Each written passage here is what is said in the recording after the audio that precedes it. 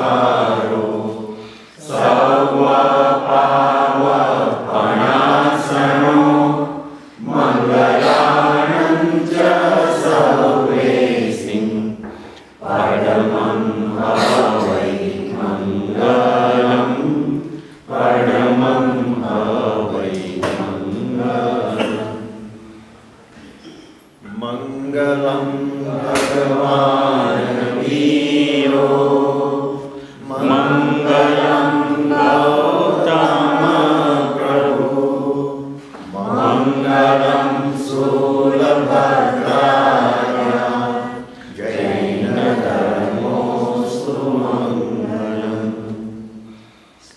શ્રી સપ્તદેવી સરસ્વતી ભગવતી हमको वर देना जीवन की बांसुरी में देवी श्रद्धा का स्वर भर देना सम्यक ध्यान का दीप जलाकर मन का तिमिर हटा देना ना भूले ना भटके माता ऐसी राह बता देना।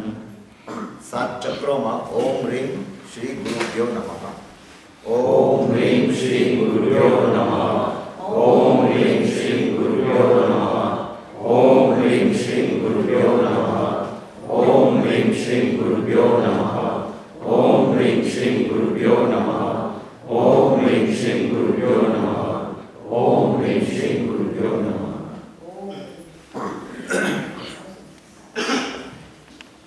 જય જિનેન્દ્ર, આપણે મંગલાચરણ કર્યા પછી હવે તમે ટેસ્ટ લો છો, પણ જરાક જુદી રીતે હું કરવા માગું છું કે જ્યારે હું અહીંયા આગળ ટેસ્ટ તમને હું જાતે જ ડિસ્ટ્રીબ્યુટ કરવા આવીશ એ વખતે તમે બધા કાઉસરમાં રહેજો, 10 લોગસનો કાઉસર, અને તમારા હાથમાં જ્યારે ટેસ્ટ આવે ત્યારે હું ટેસ્ટને ઊંધો કરી નાખીશ, રિવર્સ. એ પછી અહીંયા બેઠા પછી વન સાઇડ સિગ્નલ એ વખતે બધા સાથે સ્ટાર્ટ કરજો. એ સિવાયની કદાચ 3-4 મિનિટ વધારે થશે, પણ આપણે આ રીતે ફોર્મેટ રાખીએ અને ત્યાં સુધીમાં બધા જ 10 લોગસનો સંપૂર્ણ 10 લોગસનો કર્મક્ષયનો કાઉસર તમારી પાસે હું ટેસ્ટ મૂકી દઈશ. પ્લીઝ ડુ નોટ, તમારો કાઉસર પૂરો થાય તો પણ તમે ટેસ્ટને રિવર્સ ના કરતા simply like it. Okay, thank you, let's begin. હમણાં પોઝ પર મૂકી દઈએ આપણે.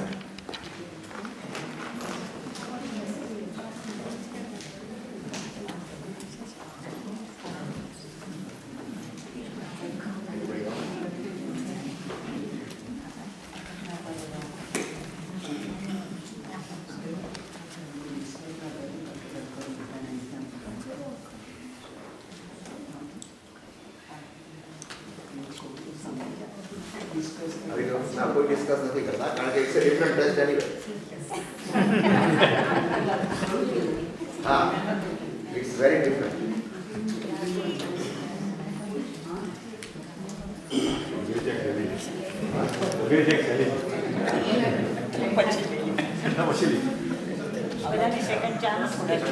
ઓકે, બધા આવી ગયા છે કે એક જ બાકી છે? બાકી બધા આવી ગયા છે. ઓકે, થોડાક આગળ જવું છે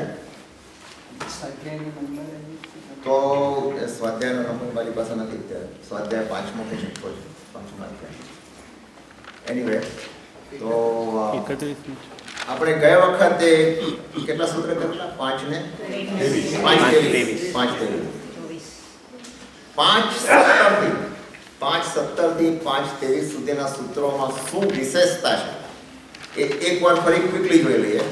જો 5:17માં મારી પાસે અહીંયા લખેલા છે, મારા વારી ઘડી જોવું ના પડે. એમાં ધર્માસ્તિકાય અને અધર્માસ્તિકાયનું લક્ષણ એ 5:17માં બતાવે છે, બરાબર કે નહીં? 5:17નું સૂત્ર જુઓ તમે, શું કહેશે? ગતિ અને સ્થિતિ ઉપગ્રહો એટલે નિમિત્ત છે કોનું? ધર્મ અને અધર્મ, બરાબર? એટલે 5 દ્રવ્યો છે આપણે. 5 દ્રવ્યો કયા? ધર્માસ્તિકાય, અધર્માસ્તિકાય, આકાશાસ્તિકાય, ઉત્કળાસ્તિકાય, જીવાસ્તિકાય. અને આ ઉપકાર જ્યારે ગણીએ છીએ ત્યારે કાળને પણ આપણે સાથે લઈ લઈએ એટલે આમ 6 થઈ જાય, બરાબર? તો પહેલો ઉપકાર કોનો બતાવે છે? ધર્માસ્તી કાય અને અધર્માસ્તી કાયનો આપણા ઉપર, આ વિશ્વ ઉપર શું ઉપકાર છે? તો કહે છે ધર્માસ્તી કાય એક એવું નિત્ય અરૂપી અવસ્થિત એવું દ્રવ્ય છે કે જે આપણને ગતિ કરવામાં સહાય કરે છે. આપણી મરજીથી આપણે ગતિ કરવાની મરજી છે, ઇટ હેલ્પ અસ, રાઈટ.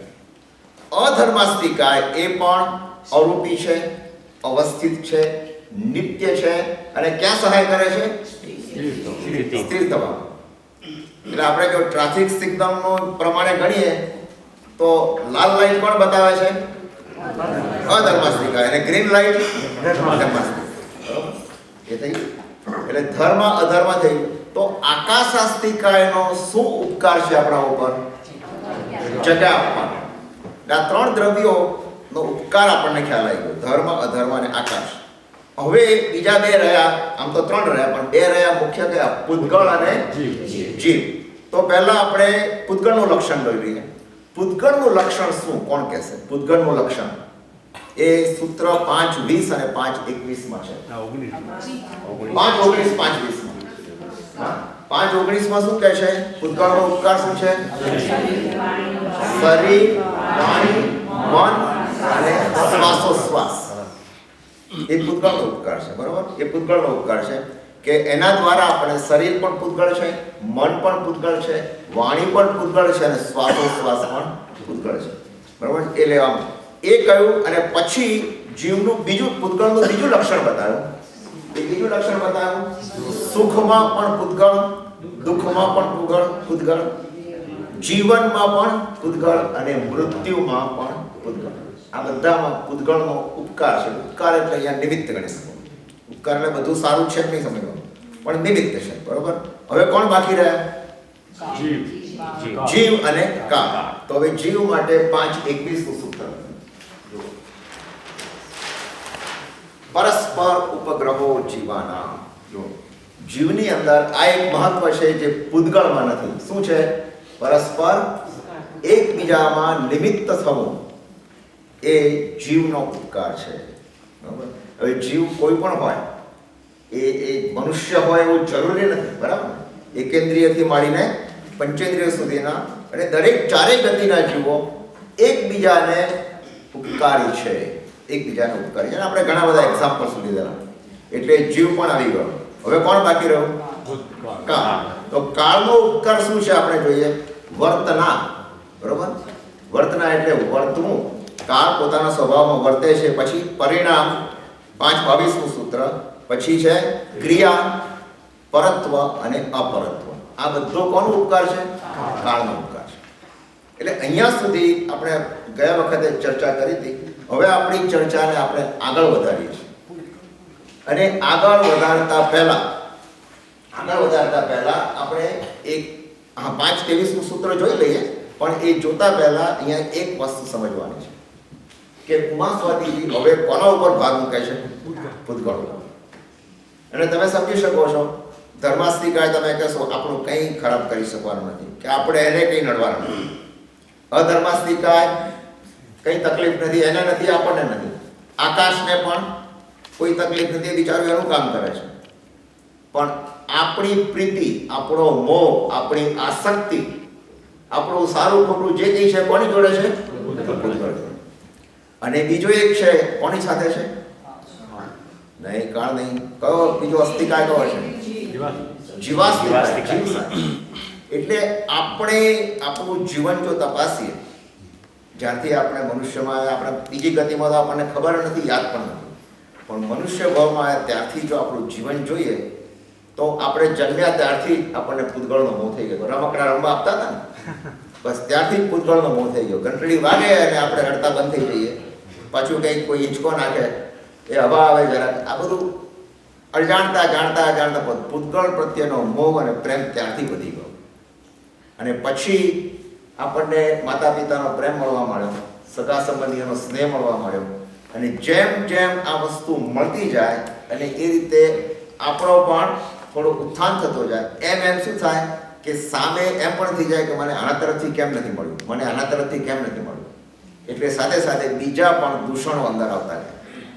એક નિયમ છે કે એકમાં તમને જો વધારે મળતું જાય તો બીજું એને બેલેન્સ કરવા માટે ઓછું હોય જ, તો જ એ બેલેન્સ થાય.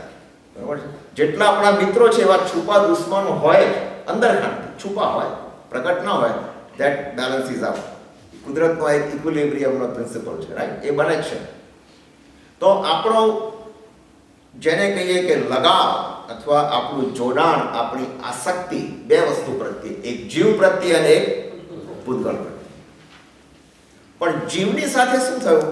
તમે જો તપાસીએ, તમારું મારું બધાનું જીવન જુઓ તમે, તો આસક્તિ અને પ્રેમ બહુ લિમિટેડ છે અમુક સાથે. અને જેની સાથે વધારે પડતો ગાઢ સંબંધ છે એની સાથે જ શું થાય છે? રિવર્સ થઈ જાય છે. એની સાથે રાગ દ્વેષ થઈ જાય છે. કારણ કે એક કુદરતનો નિયમ છે કે દ્વેષ કોના માટે થાય? જેના પ્રત્યે તમને રાગ હોય. તીવ્ર રાગ હોય તો કોઈ વખત તીવ્ર દ્વેષ પણ થાય.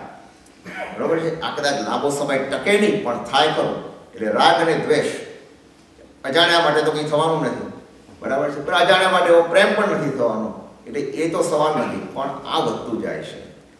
અને એક અત્યારે વર્તમાન કાળમાં આ વૈજ્ઞાનિક યુગની અંદર વધી શું ગયું? પૂતગળનો પ્રભાવ બહુ વધી ગયો. પૂતગળનો પ્રભાવ એટલો બધો જબરજસ્ત વધી ગયો કે વાત નહીં પૂછો. અને એના પ્રત્યે પણ દ્વેષ પણ થાય છે. આપણે કોઈ વસ્તુ લાવ્યા, 1 મહિનામાં તો જૂની થઈ ગઈ, આપણને થાય પછી લાવ્યો તો સારું હતું, કાં તો પાછું આપવા જઈએ કે કંઈક કરીએ બધું, બરાબર, બીજું લઈએ વગેરે. અને તમે ને હું બે જાણીએ છીએ કે આપણે જ્યારે કમ્પ્યુટર ને બધું અમુક હમણાંના જ ગાળામાં 4-5 વર્ષ પહેલાં હતા એના અત્યારે ભાવ કેટલા થઈ ગયા? 1/3 પણ નથી થયા, એનાથી ઓછા થયા. એટલે દિવસ વસ્તુ એટલી નવી નવી આવતી જાય છે. પૂતગળ પ્રત્યેનો પ્રભાવ અને પૂતગળ પ્રત્યેનો લગાવ અને પૂતગળ પ્રત્યેનો મોહ આપણો વધતો જાય છે. તો જો ધર્મની દ્રષ્ટિએ જોઈએ તો જ્ઞાની ભગવંતોએ આપણને 12 ભાવના કોને માટે બતાડી છે? પૂતગળ માટે, અજીવ માટે. કોના માટે? હજી અનિત્ય ભાવના, કે તું આ બધું કરે છે પણ બધું અનિત્ય છે. અશરણ ભાવના, સંસાર ભાવના અને જીવો સાથેના સંબંધ સુધારવા માટે આપણને કઈ મૈત્રી, પ્રમોદ, કરુણા અને માધ્યસ, આ 4 ભાવના બતાવી. એટલા માટે આ 16 ભાવનાઓનું જો શાંત સુધારશ છે એટલું બધું મહત્વનું છે. જો આપણે ખરેખર સમજીએ તો કે આપણા જીવનની અંદર, વ્યક્તિગત જીવનની અંદર કોઈ પણ તકલીફ આવે, બરાબર, તો આપણને તરત જ અનિત્ય ભાવના યાદ આવે કે આ બધું અનિત્ય છે, કાલ સારું થઈ જશે. અને ક્યાંક આપણો વિશ્વાસ જગી ગયો, તરત જ બતાવે કે અશરણ ભાવના તું સ્વીકારી લે. અશરણ ભાવના એટલે તું કોઈકના શરણે ચાલે, પરમાત્માને શરણે તું ચાલે, તારે બધું કામ નહીં. સંસાર ભાવના યાદ આવે કે આ સંસારમાં આવી બધી વિચિત્રતા છે, વિવિધતા છે. એકત્વ ભાવના યાદ આવે કે હું એકલો જ છું, આત્મા પોતે એકલો જ છે. અન્યત્વ ભાવના યાદ આવે, મારાથી પર કોણ છે. આવા બધા જુદા જુદા લોકત્વ ભાવના, લોક સ્વરૂપ ભાવના, બોધિ દુર્લભ ભાવના, આ બધી ભાવનાઓ આપણા સંબંધોને સુધારવા માટે, વધારવા માટે અને આત્માને માર્ગે આગળ વધારવા માટે છે. એ આપણે જાણીએ છીએ, બરાબર. તો અહીંયા આગળ ઉમા સ્વાતિજી શું કરે છે કે પૂતગળ વિશે થોડું વધારે કહેવા માંગે છે, જેથી આપણને ખ્યાલ આવે કે આ પૂતગળ એ શું શું પરાક્રમો કરાવે છે. તો પહેલા એ તમે જો આગળનું સૂત્ર જોશો, કાળનું લક્ષણ આપણે જાણ્યું. હવે સૂત્ર આવે છે 5:23નું, બોર્ડ ઉપર છે. પૂતગળનું લક્ષણ શું? કે 5 લક્ષણ છે. એને સ્પર્શ છે, રસ છે, ગંધ છે, વર્ણ છે. એ પૂતગળ 4 લક્ષણ. બરાબર. જે પૂતગળ છે એને સ્પર્શ, રસ, વર્ણ અને ગંધ હોય ને હોય. તકલીફ ક્યાં છે કે જેમ જેમ પૂતગળને નાનો હોય, સૂક્ષ્મ હોય, આપણને ખબર નથી પડતી કે આનો ગંધ શું, કે આનો રસ શું, કે આનો કલર કયો, કંઈ ખબર ના પડે. સ્પર્શ કોઈ વખત કદાચ ખ્યાલ આવે, પણ એથી વિસ્તાર બધું જ હોય છે. એ જ્ઞાની જાણે છે. અને સ્પર્શ કેટલા પ્રકારના હોય છે? 8 પ્રકારના. એમાં કયા? જેમાં જો કોન્ટ્રોવર્સી છે, સામસામા છે. કઠણની સામે મૃદુ સ્પર્શ હોય, ગુરુની સામે લઘુ હોય, શીતની સામે ઉષ્ણ અને સ્નિગ્ધની સામે વૃક્ષ. આ 4 જોડકા છે. એ 8 પ્રકારના સ્પર્શ પૂતગળમાં હોય છે. હવે દરેક પૂતગળમાં હોય છે એ આપણે આગળ જોઈએ. અત્યારે તમે માની લો કે 8 પ્રકારના સ્પર્શ છે. તો રસ કેટલા પ્રકારના? 5 પ્રકારના. એ કયા? એક ખાટો, તીખો, કડવો, તુરો અને મીઠો. અને મીઠો. મીઠો આ 5 છે. કયો રસ નથી જે તમે રોજ ચાખો છો? ખારો. એને સબરસ કહેવામાં આવે છે. દિવાળીના દિવસે તમને ખ્યાલ છે સબરસ કહીને પેલા નીકળે છે ને પડીકા આપવા માટે. તમે કદાચ જોયો ને અમારે ત્યાં પોળમાં આવતા હતા ઇન્ડિયામાં સબરસ કહીને બૂમ મારે. એટલે સવારના પોળમાં તમને મીઠું અને ગોળ, સુકરનો ગોળ, એ સુકરનો ગોળ અને મીઠું આ બે પહેલું આપી દે, બરોબર ના? આપણે એને ગોળી આપીએ કે જે કંઈ કરીએ તો એ છતાં ખારો હોવા છતાં પણ એનો બધા રસની અંદરનું મિશ્રણ છે. ખાસ કરીને મીઠાની સાથે પણ અંદર ભેળવવામાં આવે છે. આ કયું મીઠું? મીઠું એટલે સ્વીટની સાથે સોલ્ટ ઘણી લેવામાં આવ્યું છે અંતર્ગત, કારણ કે એનાથી સ્વાદ સુધરે છે ખોરાકનો, બરોબર? ગંધ કેટલા પ્રકારની? એક સુરભી અને દુર્ભી. અને વર્ણ 5 પ્રકારના. કયા? એક તો કાળો, ધોળો, લાલ, પીળો અને લીલો. એ લીલો નથી પણ નીલો, પોપટની ચાંચ જેવો નીલો. એ 5 રંગ છે અને બીજા બધા મેળવીને થઈ શકે, બરોબર? તો આ થઈ વાત કોની? ઉદ્ગળનું લક્ષણ થયું. હવે ના એકદમ ડાર્ક હોય ને એ લીલો છે, થોડો પોપટી કલર, થોડોક નીલો એ થોડો પોપટી જેવો કલર છે. હવે આપણે જો 5:24 આ પણ જરાક જોઈ લઈએ. હવે જે સૂત્ર બતાવે છે ઉમા સ્વાધીજી એ જરા સમજવા જેવું છે કે પૂતગળનું લક્ષણ તો આગળ બતાવ્યું. હવે શું કહે છે કે પૂતગળનો પ્રભાવ આપણા ઉપર આ 10 વસ્તુઓથી છે. 10 આઇટમ્સ. જુઓ, પહેલું કયું છે? શબ્દ. પહેલું છે શબ્દ, પછી છે બંધ, પછી સૌક્ષ્મ એટલે સૂક્ષ્મ, સ્થૌલ્ય એટલે સ્થૂળ, સંસ્થાન એટલે આકૃતિ, ભેદ એટલે છૂટા પાડવા, તમઃ એટલે અંધકાર, છાયા એટલે પડછાયો, આતપ એટલે પ્રકાશ, તડકા જેવો પ્રકાશ, ઉદ્યોત એટલે ઠંડો પ્રકાશ. આ 10 વસ્તુઓ આપણા જીવન ઉપર એ બહુ જ અસર કરે છે. પૂતગળની 10 વસ્તુ, એમાં એક ચીજ આપણે લઈએ અને જરા સમજવા પ્રયત્ન કરીએ. પહેલું તમે લો શબ્દ. તો શબ્દ એ કોનો છે પર્યાય? ભાષા વર્ણન શબ્દ છે. હવે તમે વિચાર કરો કે તમારું ને મારું જીવન શબ્દ વિના ચાલી શકે ખરું? જરા પુડારથી જુઓ. સવારના પોરમાં ઉઠતાની સાથે ચા થઈ કે નહીં? દૂધ ગરમ જોઈએ, જે કંઈ તમે બોલતા હો, મને ખબર નથી શું બોલો છો, પણ જે કંઈ હોય સવારના પોરમાં જ આપણને આ બધું યાદ આવે. એટલે યાદ આવે એટલું નહીં, પણ વર્બલી પણ આપણે બોલીએ. જરાક જો ડિલે થયું હોય એ શબ્દ, તો શબ્દનો પણ જબરજસ્ત પ્રભાવ છે. અને એના દ્વારા આપણને અર્થ સમજાય, અથવા શબ્દ એવા હોય કે જે ધ્વનિ પેદા કરે, સાઉન્ડ પેદા કરે. તમે જોયું હશે, મેં તો ઘણી વાર વાત કર્યું છે કે આપણે કોઈના લગ્નમાં ગયા હોય રિસેપ્શનમાં, અને શરૂઆતમાં તો બધું જે કંઈ વિધિ બધી પતી જાય, અને પછી before dinner, just before dinner પેલો ડીજે હોય ને એ ધમાધમ ચાલુ કરે. હા, એ ચાલુ કરે. કેટલાક લોકો તો ત્યાં બેસી નથી શકતા, કાનમાં આમ બંધ કરીને. કારણ શું છે કે એનો અવાજ એટલો બધો મોટો હોય છે, જોરદાર મ્યુઝિક લગાવે ત્યાં, બરાબર? અને એ ત્યાંથી ઊભા થઈ જાય બધા. કેટલાક બહાર જતા રહે છે, કેટલાક કાને, હવે તો કાને પોમડાને પણ ઘણા લઈને જ આવે છે. આ બધું આ શબ્દની માયા છે. એનો પડઘો પડે એ થાય એટલે કાન ફૂટી જાય એવું છે. આપણે એમને બી જોઈએ છે, આપણે ગાડી ચલાવતા ને એકાએક સાયરન વાગી પાછળ, તો આપણે પણ 2 ઘડી ત્યાં આગળ એકદમ સ્તબ્ધ ગાડી ત્યાં ઊભી રાખીએ છીએ, કારણ સમજીએ છીએ સાયરન વાગી એટલે શું હોય?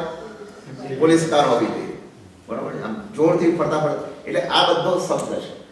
શબ્દનો આ પ્રભાવ છે. શબ્દની બીજી અસર તમે જુઓ, આ પ્રભાવ શું બતાવે છે? કહેવાનું શું છે એનું? કે શબ્દ પણ પૂતગળ છે. આ પૂતગળની જ માયા છે. આપણે જે કંઈ બોલીએ, રેસ્ટોરન્ટમાં જઈને કોઈ વસ્તુનો ઓર્ડર કરીએ, કોઈ વસ્તુ મોડી વહેલી આવીને ગુસ્સો કરીએ, બરોબર? કોઈ વસ્તુથી ખૂબ ખુશ થઈ જઈએ, નાખુશ થઈ જઈએ, એ આપણને રતિ, અરતિ, ખુશી, નાખુશી, ગુસ્સો, ક્રોધ, માન, આ બધું કોણ લેવડાવે છે? શબ્દોનો આ પ્રભાવ છે. એટલે ઉમા સ્વાધીજી શબ્દો ઉપર ઘણો ભાર. અને બીજો શબ્દનો પ્રભાવ ક્યાં છે તમે જોશો, અહીં તો ખબર નથી પણ ગામડાની અંદર પેલો કૂવો હોય ને, એ કૂવામાં તમે મોં નાખીને જોરથી બોલો તો પડઘો પડે. હું આત્મા છું એટલે સામેથી જવાબ આવે હું આત્મા છું. બરોબર કે હું પુરુષ છું તો સ્ત્રી છે એવો તો જવાબ નહીં આવવાનો. હું સામે પુરુષ છે જ જવાબ આવે. એક એકો એટલે એકો પોઈન્ટ ઉપર શબ્દનો આપણો પ્રભાવ છે કે પૂદગળ છે ત્યારે અથડાઈને પાછો આપણે બોલ નાખીએ દિવાલ ઉપર અથડાય પાછો બાઉન્સ થવાનો જ છે કારણ કે પૂદગળ છે. તો આ પણ પૂદગળ છે. આ સાબિત થાય છે કે એ પણ પૂદગળ છે. પૂદગળનો આ પ્રભાવ છે. અને શબ્દનું શું છે, દીવાના પ્રકાશની જેમ ચારે તરફ ફેલાય છે. ચારે તરફ તમે જોરથી બૂમ મારો સભાની અંદર, ચારે બાજુ બધાનો મોટો અવાજ આવશે. માઇકની ઘણાને તો જરૂર નથી પડતી, એટલો મોટો અવાજ હોય, ચારે બાજુ ફેલાય દીવાના પ્રકાશની જેમ. જેટલી એની ગતિ હોય એટલું, એવું નથી કે એનાથી બહાર જાય, એના લિમિટની અંદર. પણ આ પૂદગળ એ બધાના કાને અથડાય, તરત જ જે કંઈ હોય એની સૂચનાનો અમલ કરવાનું મન થાય. પછી શબ્દોની બીજી ખૂબી આ વિજ્ઞાને કરી બતાવ્યું એ શું છે કે શબ્દોને રેકોર્ડ કરી શકાય છે. હવે તો જો આપણને ખુશીનો વિષય ક્યાં છે કે જેટલા બધા સ્પીકરો આવે છે, ભલે ફાસ્ટ બોલતા હોય, એક્સપ્રેસ ટ્રેનની જેમ બોલતા હોય, પણ એ બધું રેકોર્ડ થાય છે. એ રેકોર્ડ થાય છે એટલે આપણને ફરીને સાંભળવા મળે, એટલે રેકોર્ડ પણ થઈ જાય છે. અને શબ્દની ઉત્પત્તિ બે પ્રકારે થાય છે. એક પ્રકારે તમારે નામ યાદ રાખવાનું, વિસ્તૃતા કહેવાય, સ્વાભાવિક રીતે. સ્વાભાવિક રીતે કેવી રીતે? દાખલા તરીકે તમે વરસાદનો અવાજ આપણે પેદા નથી કર્યો, કુદરતી જ વરસાદ વરસે અને એનો અવાજ આવે, તરત જ આપણે અંદર બેઠા હોઈએ ને કહે કે આજે તો બરાબર વરસાદ વરસે છે. ગઈકાલનો અનુભવ છે, તરત જ વરસાદ વરસે છે. વીજળીનો ગડગડાટ એ પણ શું છે? શબ્દોનો પ્રભાવ છે. વાદળો અથડાય એ પણ શું છે? શબ્દનો પ્રભાવ છે. પરમાણુ છે ને, બધા પરમાણુ, પણ કુદરતી રીતે. આ કુદરતી રીતે. અને ઇવન તમે ફરવા ગયા હો, નાયગ્રા ફોલ્સમાં ગયા હો અને ત્યાં ધોધ પાસે ઉભા રહીને વાત તો કરો, અવાજ કેટલો આવે એનો ભંગાટ, સતત એનો અવાજ ચાલુ જ છે, નેચરલ. બરોબર. અને પ્રયોગથી એટલે આપણે પેદા કરીએ છીએ અવાજ. શાસ્ત્ર પૂજા ચાલતી હોય, મુકેશભાઈ તમે શું વગાડો છો પેલું? હા, ખંજરી, હાર્મોનિયમ, તબલા, આ બધું શું છે? અવાજ છે, આ શબ્દો છે. એ બધાથી ઉત્પન્ન થતા એક પ્રકારના શબ્દો, એને જુદા જુદા નામ આપ્યા છે. શાસ્ત્રમાં નામ આપ્યું છે તત. વિતત એટલે તારની સહાયથી ઉત્પન્ન થતા, એને વિતત કહે છે. વીણા વગાડો એ જુદો જ અવાજ આવે છે. પછી ઘન અવાજ એટલે તમે ઘંટ વગાડો, મંજીરા વગાડો, એ બધો અવાજ કયો છે? ઘન. સુશીર એટલે પવન. કયો હશે પવનનો અવાજ? વાંસળી. તમે વાંસળી વગાડો, બરોબર છે. શંખ ફૂંકો, એ બધો કયો અવાજ છે? સુશીરનો અવાજ. અને સંઘર્ષનો અવાજ, એ તમને બધાને બહુ જ ગમે છે. કયો છે સંઘર્ષનો અવાજ? બધા શું સમજ્યા? મને ખબર છે. શું સમજ્યા? ઝઘડવાનો. જુઓ, ઝઘડવાની વાત નથી કરતો હું ઝઘડવાની વાત કરું કોઈ દિવસ? હા, સામે બેઠા હોય ને, હું વાત કઈ કરું છું અહીંયા આગળ? દાંડિયા રાસની વાત કરું છું. તમને ગમે એવી. એ અવાજ કયો છે? સંઘર્ષનો. એક ડાળીઓ બીજાની જોડે, બીજાની એટલે બીજાના ડાળિયા જોડે પછી ઊંધું ન સમજી લો. અને સૌથી વધારે જો અવાજ તો ના કહેવાય પણ જબરજસ્ત જેનો પ્રભાવ છે એ કઈ હશે? બોલો, કયો હશે? ભાષા, લેંગ્વેજ. ભાષાનો પ્રભાવ જબરજસ્ત છે આપણા ઉપર. એ પણ પૂદગળ છે. અને આ ઈમેલના જમાનામાં અરે હદ થઈ ગઈ. એક પ્રસંગ મેં સાંભળેલો હતો, મારો તો મગજ કા. એક યુવાન હતો, એને એક છોકરી જોડે પ્રેમ થઈ ગયો. હવે એ જેની જોડે પ્રેમ થયો એની સ્ટેપ મધર એના જેટલી જ ઉંમરની, લગભગ 1-2 વર્ષ મોટી હશે, પણ સ્ટેપ મધર હતી, કારણ કે એની રિયલ મધર તો ગુજરી ગઈ. હવે આ યુવાનને એની જે પ્રેમિકા છે એને એક લેટર લખે છે. અને લેટર લખે છે બધું બહુ સરસ, you are so pretty, so beautiful, I love you, this that. અને ઈમેલ કરે છે, પણ ભૂલથી ઈમેલ થઈ ગયો સ્ટેપ મધરને. ખ્યાલ? એની જે પેલી પ્રેમિકાને લખવાનો હતો એમાં ખાલી કે બંનેનો ઈમેલ એડ્રેસ એક જ હતું, ખાલી આરની જ ખામી હતી. તો પેલા ઉતાવળથી લખી નાખ્યો સ્ટેપ મધરને. સ્ટેપ મધર તો વાંચીને ખુશ થઈ કે આ તો મારી સાથે પ્રેમ કરે. કેટલો અર્થનો અનર્થ થઈ જાય. એકની એક વસ્તુ પણ કેટલી મિસઅન્ડરસ્ટેન્ડિંગ કરાવી. તો સારું થયું કે યુવાનના લગ્ન થઈ ગયા પછી, નહીં તો એમ થાય કે આ બધું શું ચાલે છે. એટલે આ ભાષાનો બહુ જબરજસ્ત. અને ભાષા એટલે હવે અહીંયા તો એવું નથી થતું, પણ મને યાદ છે કે ઇન્ડિયામાં તમે જો આજકાલના કોઈ પણ સમાચાર પત્રો લો ને, ચાહે અમદાવાદનું ગુજરાત સમાચાર હોય કે મુંબઈનું મુંબઈ સમાચાર હોય, હવેના તમે જોશો તો ફર્સ્ટ પેજ ઉપર બે વસ્તુ તો ખાસ હશે. એક તો ક્રિકેટના ન્યૂઝ હશે અને એક બોલિવૂડના ન્યૂઝ હશે. આ કાયમ મેં જોયા છે. I don't know if you mark it or not, પણ મેં આ નોંધેલું છે અને મેં આ શબ્દો નોંધેલા છે. અને એક વખત ત્યાં હું એક જણને ત્યાં અમે લોકો ગયા હતા. મેં કીધું ચાલો આજનું છાપવું જોઈએ. ઉપર તો હેડલાઇન ન્યૂઝ રેગ્યુલર હતા, વચ્ચે એક ન્યૂઝ હતા અને ન્યૂઝમાં મને યાદ છે મેં નોંધેલું છે અહીંયા. ને એ ન્યૂઝમાં લખેલું સોનાક્ષી સિંહાએ ઘર બદલ્યું. વાંચવા માંડ્યો. મેં કીધું કે આ ઘર બદલ્યું એટલે, અને આખા મુંબઈને જણાવે છે ઘર બદલ્યું. એવું છે શું આ? તો મને એમ થયું કે કદાચ છે ને આપણને બધાને ઇન્વિટેશન આપ્યું હશે. ઓપન હાઉસ કહીએ છીએ એટલે મેં તો આખો આર્ટિકલ વાંચ્યો અને બધું ઘરની વાતો અને જુદી વાતો અને આ વાતો અને તે વાતો ને એને કઈ લેવા દેવાની ઇન્વિટેશન જોડે કોઈ ફોન નંબર નહીં કશું. મેં કહું આ છે શું? ગુજરાત મુંબઈ સમાચારમાં આ ન્યૂઝ આપવાનો કોઈ અર્થ ખરો? સિવાય કે તમે સકળ સંઘને શું આખા સમાજને આખા ઇન્ડિયાના આમંત્રણ આપતા હોય તો જુદી વાત છે. આવું. અને એ પછી અઠવાડિયા પછી તો હજુ મને પ્રસંગ યાદ કરું ત્યારે ઘણું હસવું આવે છે. એ હું ગયો ત્યારે એક અંકલને ત્યાં ગયો હતો, અમે જમવા ગયા હતા. અને ત્યાં આવું મુંબઈ સમાચાર જ છાપતું. અને એમાં પાછો નીચે એક પાછો કોર્નરમાં પણ મોટો આર્ટિકલ હતો.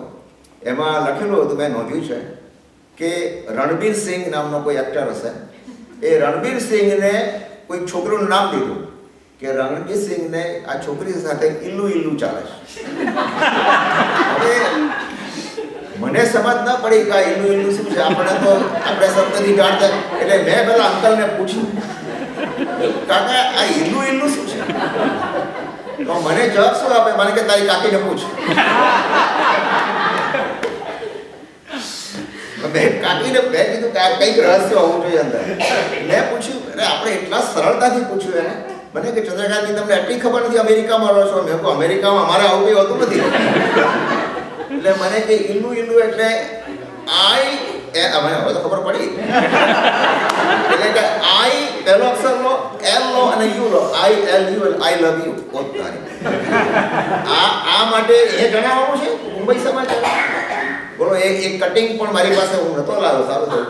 પણ આ ન્યૂઝ આવે અને આવા તો તમે કેટલા જોશો, સ્તબ્ધ થઈ ગયા. અને બીજું કહેવું ન પણ આમ જાહેરમાં આપણે કહીએ છીએ, પણ તમે જો હોલિવૂડના બધા અર્ધનગ્ન પિક્ચર્સ ને બધા ફોટા, આ બધા ગુજરાત સમાચાર, સંદેશ કે તમે કોઈ પણ છાપો લો એની અંદર આ બધા ફોટા હોય લોકોને આકર્ષવા માટે. નીચે કંઈ હેડલાઇન હોય, કંઈક જાતનું હોય, ક્રિકેટના ન્યૂઝ હોય. અત્યારે તો કદાચ નરેન્દ્ર મોદીનું ચાલતું હશે, પણ મને ખબર નથી, પણ આ બધું હોય જ છે કેટલું. અને આના ઉપર કંટ્રોલ ક્યારે આવે? કંટ્રોલ લાવનાર આપણે પોતે જ. પછી તો મેં બંધ કરી દીધું મુંબઈ સમાચાર વાંચવાનું. મેં કીધું વાંચીને પાછું ત્યાં કિલ્લો જેવું કંઈક બીજું નીકળશે. આ ન્યૂઝ આ બધા ચાલ્યા જ કરે. ભાષાનો કેટલો બધો તમે વિચાર કરો, કેટલો પ્રભાવ છે આપણા જીવન ઉપર. અને આપણે આ જ જોઈએ છે. ને એક ભાઈ મને મળેલા, મેં કીધું અત્યારે શું કરો છો? કે રિટાયર્ડ કરો છો. મેં કીધું રિટાયર્ડ શું કરો છો? એટલે કે હું બધા ગુજરાતી છાપા વાંચું છું. મને તરત જ યાદ આવ્યું. મેં કીધું હા, ગુજરાતી સમાચારમાં આ બધા આ છાપા જ તમને બધો ન્યૂઝ આપે છે. અકીલા વાંચું છું, ગુજરાત સમાચાર ને સંદેશ ને આ ને તે ને બધા ન્યૂઝ. મેં કીધું કે આપણો કેટલો ટાઈમ વેસ્ટ જાય છે વિચાર. જે મુખ્ય સમાચાર છે એ તો તમને ટીવીમાં મળી જાય, કાં તો ઇન્ટરનેટમાં પણ તમે એક વખત જોઈ લો. હેડલાઇન ન્યૂઝ જે હોય એ ખરેખર હેડલાઇન આપેલો મલેશિયાના પ્લેનનો કિસ્સો બન્યો, કોઈ કોરિયામાં પેલું સ્ટીમર એ ઊંધી વળી. આવા બધા મેઇન તો તરત મળી જ જાય છે. પણ વિચાર કરો કે આપણે આવા છાપા જ્યારે હાથમાં લઈએ ત્યારે એની પાછળ કેટલો ટાઈમ. અને હવે તો હદ તો ક્યાં થઈ ગઈ છે કે ઇન્ટરનેટ કરતાં પણ પેલું કઈ બુક કહેવાય? ફેસબુક ને. ફેસબુક ફેસબુક મને કોઈ બતાવ્યું હતું, મેં કીધું કેવી રીતે ખબર પડે કોઈ ફેસબુક છે કે નહીં આ કોઈ? તો એને તરત કીધું કે રાઈટમાં ગ્રીન લાઇટ થઈ હશે, એ ગ્રીન ડોટ બતાવે છે, સાચું ખોટું ખબર નથી, પણ કે ગ્રીન ડોટ હોય એટલે કે અત્યારે ફેસબુક પર ચાલુ છે, રાતના 11 વાગે 12 વાગે ફેસબુક, ઠીક છે. અને આલ્બમો ફડકેલા હોય પાછા, એટલે તમારા બધાના ફોટા આપણે જોવાના પાછા વારંવાર. મેં કીધું હા, વિચાર કરો, ઠીક છે. એનો જો પ્રોડક્ટિવ યુઝ કરો તો દરેક વસ્તુ સારી છે, નો ડાઉટ અબાઉટ ઇટ, દરેક વસ્તુ સારી છે. પણ તકલીફ ક્યાં છે? આ ઉમાસ્વાદી જે આપણને એ કહે છે કે આ પૂતગળના પ્રભાવથી આના મોહમાં સમાજ અને સંઘ અને બધા એટલા તણાઈ ગયા છે કે આપણા જીવનના મોટા ભાગનો સમય આ બધા પૂતગળોની પાછળ જોવામાં, વાંચવામાં, આમાં જાય છે. જો ડાયો માણસો તો શું વિચાર કરે? મેં ઘણાને એવા જોયા છે, એ લોકો પહેલાં તો બધું જાતની પેલું બોલિવૂડ ને પેલું શું કહેવાય ને BU4 ને B4U ને પેલું કઈ સિરિયલ કહેવાય ઇન્ડિયાની બધી ચેનલો, એ બધી ચેનલો લઈને આખો $200 કેવું બધું લઈને કરતા. મેં કીધું કે આ શું છે? તમે કે રાતના 12 1 વાગી જાય છે, ઓફિસમાં જતા ઊંઘ આવે છે, કામ બરાબર થતું નથી. તો મેં કીધું આ કાની પાછળ પડ્યા છે? એને મૂકી દીધું બધું, એ મૂકી દીધું, બધું જ મૂકી દીધું, કાંઈ જોવાનું જ નહીં. અમારે બી અમે લીધું છે એક બેઝિક ટીવી, એટ્સ ઇટ, સવાર, અને એમાં પણ 7 ચેનલ, 7મી ચેનલની સવારના બ્રેકફાસ્ટ વખતે ન્યૂઝ જોઈએ, રાત્રે ડિનર વખતે થોડા ન્યૂઝ જોઈ લઈએ, કિચનમાં હોય, બહુ થઈ ગયું, બધું જ આવી ગયું. આપણી પાસે ટાઈમ ક્યાં છે? અને આ બધો ટાઈમ આપણે શા માટે કાઢવો જોઈએ? So many things to do to read. મેં એવા કેટલાક યુવાનોને જોયા છે જે લોકોને ટાઈમ પસાર કરવા માટે કરતાં પણ આ બધું છોડી અને ક્યાં જાય ખબર છે? પેલી કયો બુક સ્ટોર છે, બાર્ન્સ એન્ડ નોબલ, ત્યાં સારા સારા પુસ્તકો વાંચો. એમાં તો તમે જાણો છો કે બેસીને સોફા પર બેસીને તમે કલાકો સુધી વાંચી શકો. કદાચ એકાદ કોફી પીને સરસ મજાના બધા પુસ્તકો તમારે જે જોવા હોય, વિજ્ઞાનથી માંડીને બધા, ધર્મથી માંડીને બધા જ તમે, પણ એ રીડિંગ હોય ને, એ રીડિંગમાં આપણું આત્મચિંતન ચાલે, આપણું સ્વતંત્ર ચિંતન ચાલે. આ તો આપણે ફોટાઓ જોઈએ ને, આલ્બમો જોઈએ ને, આ જોઈએ ને, વોટ આર વી ગેટિંગ? કાંઈ આપણને મળતું નથી, પ્રાપ્ત થતું નથી. આપણી એનર્જી ખોટા માર્ગે ચાલી જાય છે, ખોટા માર્ગે ચાલી જાય છે. એનીવે, અહીંયા આગળ એક પ્રશ્ન આવે છે કે શબ્દનું જ્ઞાન તો શ્રવણેન્દ્રિયથી થાય છે. પ્રશ્ન એ આવ્યો કે શબ્દ તો તમને કાનથી સંભળાય છે, તો પછી શ્રવણેન્દ્રિય એટલે શું કહેવાય? કે જેને 5 ઇન્દ્રિય મળી હોય તો જ શ્રવણેન્દ્રિય ક્યારે મળે? છેલ્લી છે 5. તો પછી ચૌરેન્દ્રિય જીવો, ચૌરેન્દ્રિય જીવોની આ શબ્દો ઉપર કેવી રીતે અસર થાય? એક એક્ઝામ્પલ કે તમે જોશો, અમુક ખેતરોમાં લીલી વનસ્પતિ હોય એના ઉપર તીડ જાણો છો? તીડો ઢગલા બંધ આવીને બેઠા હોય. હવે તીડ છે એ ચૌરેન્દ્રિય છે, અને તીડને ઉડાડવા માટે આ લોકો શું કરે છે? ઢોલ વગાડે છે. હવે જો ચૌરેન્દ્રિય હોય તો એને કાન નથી, તો તીડો સાંભળે છે કેવી રીતે?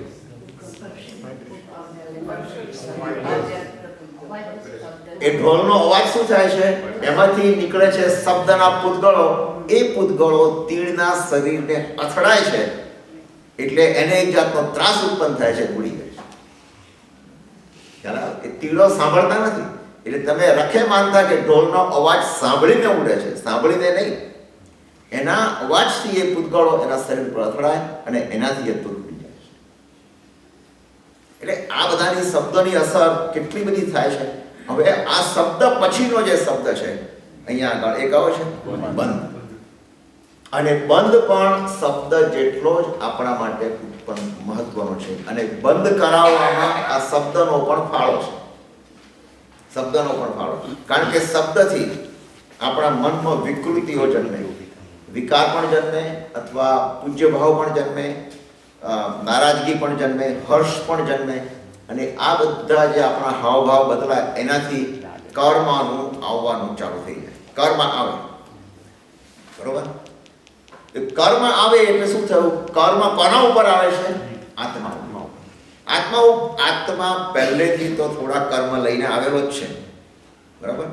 પણ પછી આવા બધા ચિત્રો જુઓ, આવા બધા આલ્બમો જુઓ, આવા બધા સમાચારો જુઓ, અને એ બધાની અસર એ આપણા આત્મા ઉપર કેવી રીતે થાય છે? તો કે કર્મના બંધાવાથી થાય છે. આપણે 6થા અધ્યાયમાં બહુ ડિટેલ્સમાં આવશે. અત્યારે તો આ સબ્જેક્ટ છે એટલા પૂરતું જ આપણે જોઈએ. એ બંધ પડે છે. તો બંધ ક્યારે પડે? કર્મ એ પૂતગળ હોય તો. પૂતગળનો બંધ કોની સાથે થાય છે? આત્મા સાથે. આત્મા ઉપર ચીપકી જાય છે. હવે એ બંધ ક્યારે? કે જેટલો આપણો મોહ દશા વધારે એટલી કર્મની ચિકાસ વધારે. મોહ દશા ઓછી, આ તો આવે, હવે આપણે શું છે તો તરત જ નીકળી જાય મનમાંથી. મોહ દશા ઓછી, કર્મ ઓછું. એટલે કર્મ બંધાવાના 4 પ્રકાર છે. 4. એક સ્પૃષ્ટ બંધ, પછી બીજો બદ્ધ બંધ, બદ્ધ પ્રકારનો, ત્રીજો નિધત્ત બંધ, અને ચોથો છે નિકાચિત બંધ. તમારે બહુ અત્યારે યાદ રાખવાની જરૂર નથી, આ એક સમજવા માટે. હવે સ્પૃષ્ટ બંધ એટલે કયો કહેવાય? કે એનો એક્ઝામ્પલ આપ્યો કે એ આવે તો તરત ખરી પડે, બહુ લાંબુ ચાલે નહીં, એ કર્મ તરત ભોગવાઈ જાય. એ કેવો છે કે ટેબલ ઉપર બધી સોય પડેલી હોય, આમ ગમે તેવા, તો તમે એને ગોઠવ્યો તો સરખી ગોઠવી નાખો પડતી. એ કેટલો ટાઈમ થયો? બહુ ઓછા ટાઈમમાં સોય બધી છૂટી પડેલી છે, સરખી કરી નાખો, બરાબર, છૂટી પાડી દો. અને આનો એક્ઝામ્પલ આપણે જોઈએ તો દાખલા તરીકે આપણે ઘરમાં બેઠા હોઈએ અને કોઈ ફોન આવે, આપણે બહુ બિઝી છીએ, આપણો કોઈ ઈરાદો ખરાબ નથી, પણ આપણે વાઈફને કહીએ તો વાઈફ હોય તો હસબન્ડને કે શું કહે, એ કહેજે કે ઘરે નથી. આવો અનુભવ છે જ નહીં, વધતો ઓછો બધાને, ઘરે નથી એમ કહી દે. કોનો છે એ બી જાણવું નથી એને, તો ખાલી અત્યારે મારે ફોન લેવો નથી. હવે આ શું થયું? વૃષાવાદનું જૂઠ તો થયું જ ને. વૃષાવાદ તો આપણે ઉપયોગ કર્યો એટલે જૂઠું તો થયું, કર્મનો બંધ થયો. પણ એ બંધ કેવો છે? ચીકણો છે કે નથી ચીકણો? ચીકણો જરાય નથી, કારણ કે આપણે કોઈ એની સાથે કોઈ બીજો કોઈ રાગ દ્વેષ છે જ નહીં, એટલે એ ખરી પડે તરફ. કર્મ બહુ લાંબુ નથી ચાલતું. બંધ કેવો છે? દોરાથી બાંધેલી સોય, દોરાથી બાંધેલી, એટલે એને તમારે સરખી ગોઠવવી હોય તો દોરાને છોડવો પડે, ગાંઠ છોડવી પડે, થોડો ટાઈમ લાગે. એટલે આ કેવું છે કે જેનો ફોન આવ્યો અને માનો કે આપણે લીધો અને સેલ્સ કોલ છે કે તમે એલાર્મ સિસ્ટમ નખાવો, કે તમે ચીમની સાફ કરાવો. આપણે કે ભાઈ મારે કશું કરાવવું નથી. આખું બધું સાંભળ્યા પછી પણ તો બી પેલો કરે, આપણે જરા ગુસ્સે થઈ જાય, can you please stop it, don't call me anymore, થોડો ગુસ્સે થઈ જાય.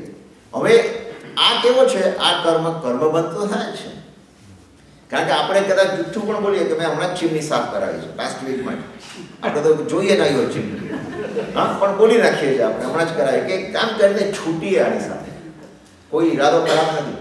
એટલે કર્મ બંધ થાય છે, પણ પેલા કરતાં થોડો વધારે, એટલે દોરીને ઉકેલવી પડે. ત્રીજા પ્રકારનો બંધ છે નિધત્ત બંધ. નિધત્ત કેવો છે? દોરી તો બાંધેલી છે પણ સોય બધી કટાઈ ગઈ છે, એટલે છોડવી પડે છે વારે ઘડી. આમ એકબીજા ઉપર ચીપકેલી છે એટલે એને જરા છૂટી જાય છે, પણ એ વધારે ટાઈમ લાગે છે, વધારે ટાઈમ લાગે. અને વધારે ટાઈમમાં શું થયો? સમજી લો કે એવો જ ફોન કોલ બીજે દિવસે આવ્યો, એ જ વ્યક્તિનો ફોન કોલ બીજે દિવસે આવ્યો.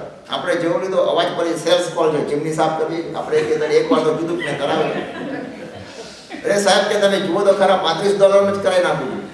અને જુઓ કેટલો એકદમ તમારા એરિયામાં જ છું, બાજુના ઘરમાં જ છું, જાતનું બધું. અને આપણે તરત જ એને કહીએ કે તું બંધ કર, નહીં તો હમણાં પોલીસને ફોન કરું, મારે નહીં જોઈએ. આ જરા થોડોક રાગ થયો કે દ્વેષ થયો, કારણ કે ગયા વખતે ગઈકાલે ફોન આવેલો એટલે જરાક તો સંબંધ બંધાયો હતો અજાણતો. એ જ વ્યક્તિનો અવાજ સાંભળીને હવે શું થયો? એના પ્રત્યે દ્વેષ ભાવ જાગ્યો, બરોબર છે. અને કદાચ ફ્રી આપતો હોય તો રાગ ભાવ પણ થાય, એવું પણ બને કે સેમ્પલ ફ્રી આપું છું તો કે સારું ભાઈ આપી જાય, મૂકી જાય, પોસ્ટમાં મૂકી જાય, બેલ ના મારતું, એવું પણ થાય. એનીવે, તો એ નિધત્ત એટલે જરા વધારે મહેનત કરવી પડે છે, કારણ કે કર્મ તો બંધાયું જ છે, કર્મને થોડું આપણે છૂટું કરવું. ચોથા પ્રકારનું કર્મ એ નિકાચિત. આ નિકાચિત તો જબરજસ્ત છે. નિકાચિત કેવું છે કે ઘણથી કૂટીને, પેલા લોખંડથી કૂટીને બધી સોયો એકબીજા સાથે એકમેક થઈ ગઈ હોય. હવે એને છોડવી હોય તો તમારે પીગાળવી પડે કે બધું સોયનો આકાર બદલાઈ જાય, કશું રહે નહીં.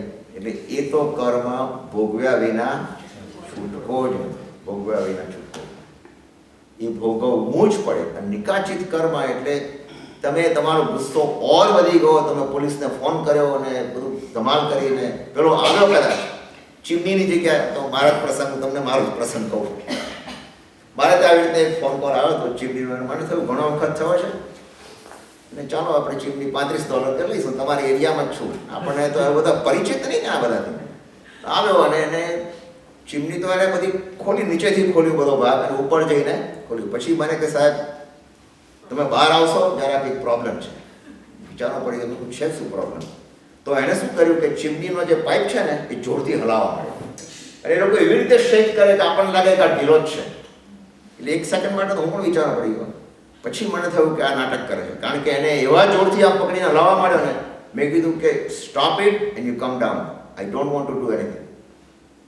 પછી આવીને મને બધું ચિત્ર દોર્યું ને કે $300 ખર્ચો થશે, તમારે પેલું કંઈક એક લોખંડનો કંઈક પાઇપ નાખવો પડશે ફ્લેક્સિબલ, અને એનાથી બધું હોલ્ડ કરશે, નહીં તો તમારે આગ લાગી જશે ને તેમ લાગી જશે, બધું જાતનું કહેવા માંડ્યું. પછી મારું મગજ, મેં કીધું કે જો હવે તું નહીં આવે તો પોલીસને બોલાવો છે, you get out from here, I don't want it, take $35 and out. કારણ કન્ડિશન હતી કે મિનિમમ આટલું કામ કરવાનું, મારે કામ કરાવવું નથી અને you leave it please. Please કીધું પણ એનું ચાલુ જ રાખ્યું. એટલે પછી જરા મારું મગજ પણ ગરમ થઈ. પણ આ બધા, અને એમાં ધારો કે પોલીસને કશું આવ્યું નહોતું, પેલો જતો રહ્યો, બધું જ ઓલ રાઈટ. પણ થાય છે શું કે આમાં જો વધારે આપણે ગયા અને વધારે આગળ ગયા, પોલીસ આવી, માની લો કે આ કેસ થયો, ફલાણું બીજું, આ બધા કર્મ નિકાચિત છે. નિકાચિત કર્મ એ આ ભાવમાં કે આવતા ભાવમાં કેટલું છે એના ઉપર છે. એ ઢીલું થઈ શકે છે એ પ્રાયશ્ચિત ઉપર, પણ ના થાય તો ભોગવવું જ પડે છે. એનો ભોગાવલી કાળ એ બધું છે, એનો અબાધા કાળ એ બધું આપણે આગળ જોઈશું. પણ આ બંધ એટલે બંધ કેવા, આ 4 પ્રકારના બંધ. તો બંધ પણ છે. સૌક્ષ્મ્ય એટલે સૂક્ષ્મતા. સૂક્ષ્મતા એટલે જેટલું પૂતગળ સૂક્ષ્મ એ કઈ અપેક્ષાએ સૂક્ષ્મ છે. આપણે લાવ કે એક દાખલો આપ્યો છે કે બોર લઈએ, બોર નાનું ચણી બોર આવે છે ને, અને એક મોટું સફરજનનો એપલ. તો એપલની અપેક્ષા એ બોર મોટું કે નાનું? નાનું. એ સૂક્ષ્મ. એટલે આવા સૂક્ષ્મ પૂતગળો પણ આપણા ઉપર અસર કરે છે. અને સ્થૂળ એટલે એનાથી બિલકુલ ઉલટું, એનાથી ઉલટું. એટલે આંબળા કરતા કેરી એ વધારે સ્થૂળ છે, બરોબર ને? કેરી વધારે. હવે કેરીનો રંગ જુઓ તમે, ઘણી વખત તમે જુઓ કેરીનો રંગ ગ્રીન હોય પણ કેરી મીઠાશ હોય ને. અને હમણાં જે કેરીનો બોક્સ અમે લાવ્યા હતા એટલો યલો લાગે પણ તમે ખાઓ તો એકદમ ખાટી. એટલે એ પણ આપણા ઉપર શું કરે છે? બધા પૂતગળો છે, આપણા ઉપર અસર કરે છે, માઇન્ડ ઉપર અસર કરે, બધી અસર કરે. મોટામાં મોટું પૂતગળ જો હોય એ લોક સમાન છે. એ પૂતગળ તો બહુ સારું. કયું? જ્યારે કેવલી શું કરે છે? સમુદ્ઘાત કરે છે, ત્યારે એની રચકણો બધે વિખરાઈ જાય છે એક સમય માટે જ. અને એક સમય એટલે આંખના પલકારામાં અસંખ્યાતા સમય પસાર થઈ જાય. એટલે આપણે તો વિચાર કરીએ એટલામાં તો બધું પતી ગયું હોય ક્યારનું, હે ને? એટલે સ્થૌલ્ય અને સંસ્થાન. સંસ્થાન એટલે લાંબુ હોય, ગોળ હોય, ત્રિકોણ હોય, ચતુષ્કોણ હોય, આ બધી જાત જાતની આકૃતિઓ એ પણ આપણા મન ઉપર અસર કરે છે. એ પણ સંસ્થાન. તો આ 10 રીતે પૂતગળોની અસર આપણે જોઈ. હવે આગળ બતાવે છે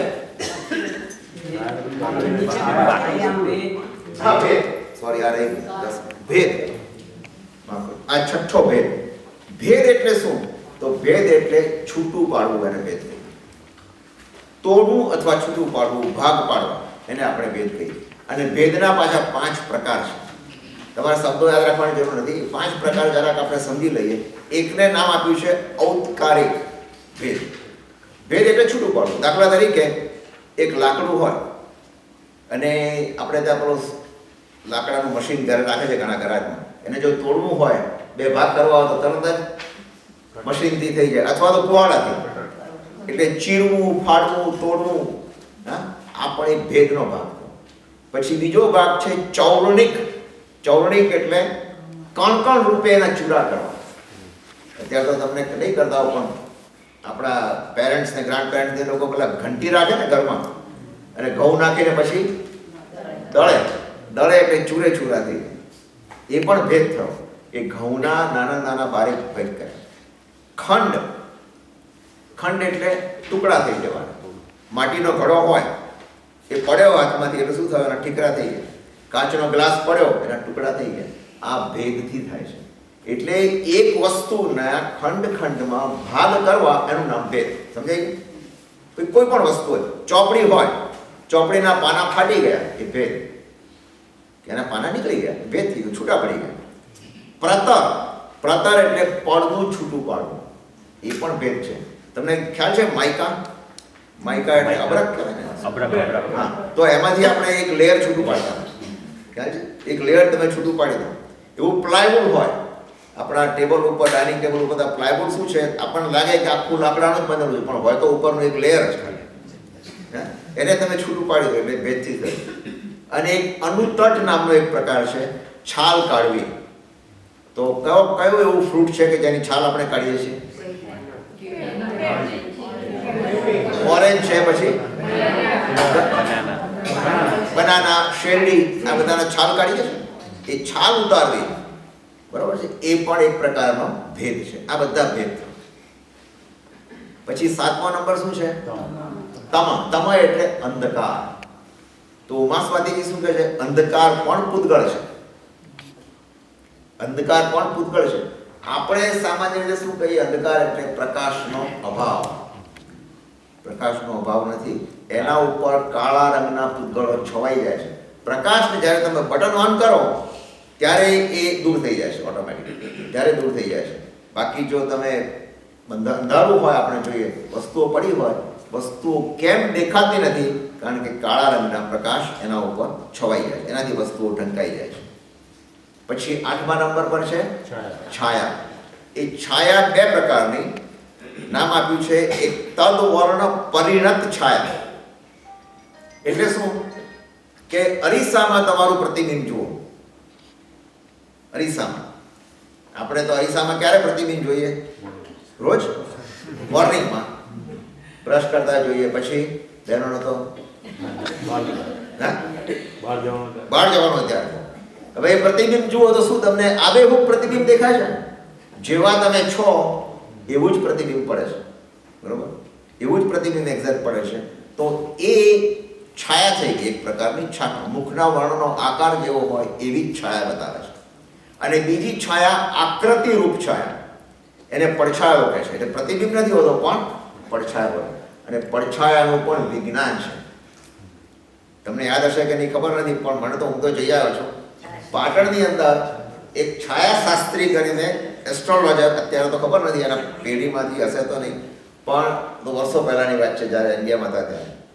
તો એ શું કરે કે તમે ધારો કે ભવિષ્ય જોડાવવું હોય તો તમને ઉપર લઈ જાય અને અમુક ટાઈમે કહે કે આ ટાઈમે આવતું 10 થી 11ની વચ્ચે કેવા ટાઈમે એક જગ્યા નક્કી કરેલી રાખી હોય અગાસી ઉપર, ત્યાં ઊભા રાખે અને એની છાયા તમારી પડે એનું માપ લે. અને એના માપ પરથી પછી નીચે આવે અને એ માપના જે નંબર્સ છે એ નંબર ઉપરથી એ પાના ખોલે. મોટો આટલો ચોપડો હોય, એ પાના ખોલે અને તમારો ભૂતકાળ અને ભવિષ્યકાળ કહે.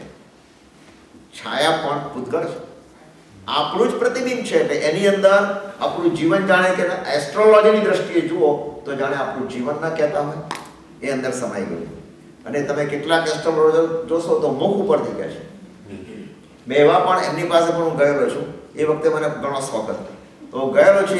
એક સાધુ મહાત્મા આવેલો, એને ખાલી મોઢોનો ચહેરો જોઈ મને કે બેસો તમે.